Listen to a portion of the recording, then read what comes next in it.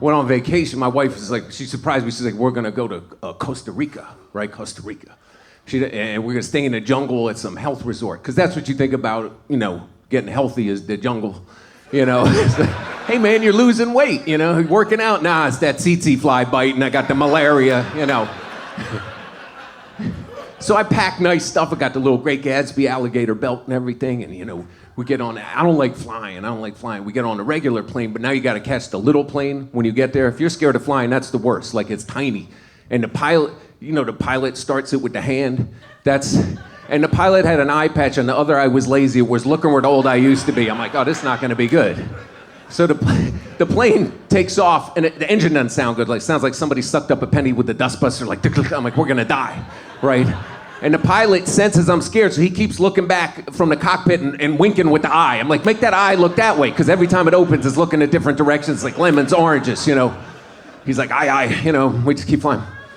So finally we land. Now we got to catch a raft to the jungle, right? I'm not Huck Finn. I've never been on a raft. So this guy comes over. I'm asking him questions that I think are normal questions. I'm like, you got a raft license? You went to raft school, or you got some certificate? And the guy's not friendly at all. He says one thing to me. He's like, in the jungle, there is no law, right? Kind of passive-aggressive, right? Passive-aggressive statement. So we're on the river, we're on the raft, and I'm marinating on that statement. Sometimes people insult you, you don't even know. I look on one side, there's trees, another side, there's a tree that's fallen. All of a sudden, it sprouts arms and legs and eyes and starts following us. I'm like, that's a crocodile. I better tell the guide. I'm like, dude, there's a crocodile back there. He's like, it's time. I'm like, it's time for what? It's time to paddle. I'm like, bro, you got the only paddle. What do I use? The hand. I'm not putting a hand in the water. I saw that movie with J-Lo and Ice Cube and stuff jumps out of the wall. All I could think is a crocodile saw the belt and wanted revenge. You killed my cousin. So finally we make it to the land. And we're staying in huts, right? And there's no Americans there. There's no Costa Ricans, only Germans. If you ever go to a hot place, it's always Germans, sunburnt red with the little nut hugger bathing suits, And if you listen to the language, it sounds very painful. I think that's how it got invented. Thousands of years ago, German went to a hot place. Like, I my ass on fire. Oh, was ist los? This is how we talk from now on. Get down. So I start unloading the stuff. The guy comes over. He's like, don't leave the clothes out, because in the night, the howler monkey coming, he taking the clothes. He running. I'm like, the what? The howler monkey coming, he taking the clothes. He running. I'm like, I live in Brooklyn. Forget the howler monkey. I had a rat run over my foot the other night. I was wearing a flip-flop. It tickled, boom.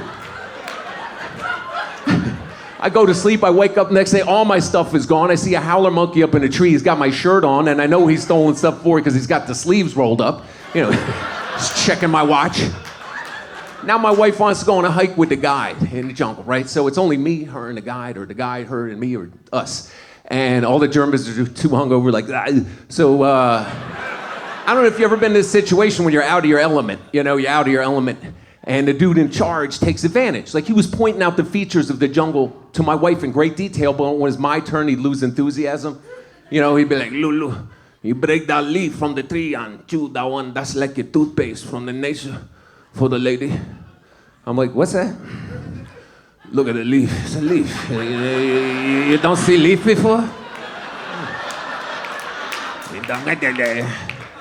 Look, that one, that's the Jesus Christ lizard, because he's running on the water like Jesus. I'm like, what's that? Man, look at the leaf. He walked too slow. Andale. And then he starts trying to scare me. He's like, shh, what's that sound? I'm like, what sound? The chancho. The chancho is coming. I'm like, what's the chancho?